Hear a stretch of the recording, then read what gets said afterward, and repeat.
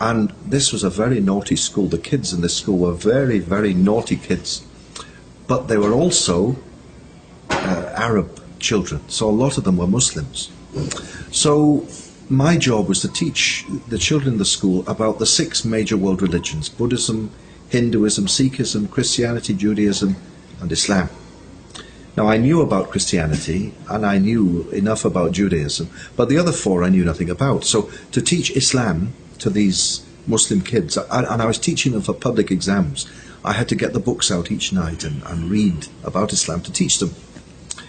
And the more and more time went on, the more I read, the more I liked what I read. I liked what I was reading, until it came maybe 3-4 months into this journey, and I found myself, I was mentioning the name of Prophet Muhammad, upon him be peace, and tears would come in my eyes when I was teaching the kids, or a lump would come in my throat, which I quickly had to disguise, because these were rough kids, you know, you couldn't let anything away with them. Ramadan came, and they approached me and they said, "Sir, we've got nowhere to pray in Ramadan, and your classroom is the only room in the school with a carpet." Coincidence, eh? My room was the only room in the school with a carpet and a wash basin. They needed a wash basin to perform the ablution before prayer. So they said, "Can we use your classroom to pray?" So again, this was part of the journey. The long and the short is that during Ramadan they prayed, and I sat at the back and marked my books and prepared my lessons, but basically after a few days began to watch them pray. And I'd look up and say, "Oh, they're doing this now, and now they're doing this." And I became fascinated, and I went to the internet, and without telling them, I learnt off by heart the Arabic words they were saying. So at the end of Ramadan, I knew how to pray. These kids had taught me how to pray. And as well, at the beginning of Ramadan, when they said, "Can we pray in your room?" I said yes.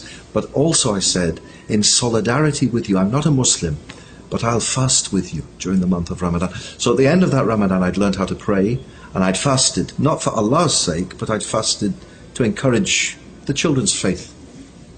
So more and more months went by, and by this time I knew what Muslims were like. I knew they were good people. I felt comfortable with Muslims. So I began to go to London Central Mosque to learn more about Islam for myself. Not to teach, but for my own heart and my own mind.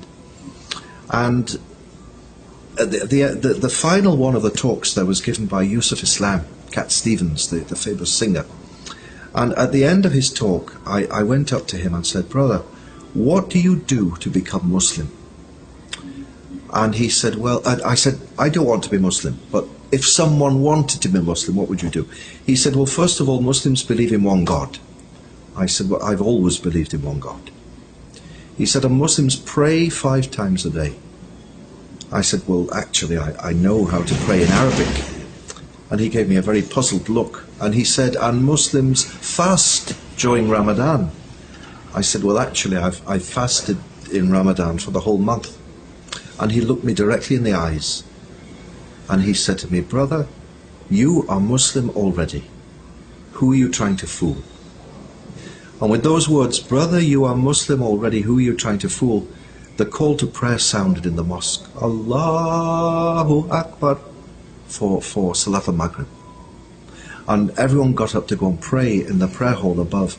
And I was like a drunken man, because I could hear in my mind, "Brother, who are you trying to fool? You're Muslim already." And then outside I could hear Allahu Akbar, and we went up to the prayer hall. And the brothers prayed in the hall, and the sisters up above in the balcony. And I sat at the back against the wall when Salat al-Maghrib began, and it was as if angels beyond number came into the mosque. It was just the most beautiful thing when the Quran began to be recited, and I began to cry, and I cried, and I cried, and I cried like a baby. And I knew in my heart that the whole journey of my life had led me to that moment. And when the prayer was finished, I went to Yusuf Islam, and I said, "Brother, I want to become Muslim. Tell me what to do." He said, "Say these words after me. Say, Ashhadu an la ilaha illallah wa ashhadu anna Muhammadan Rasulullah."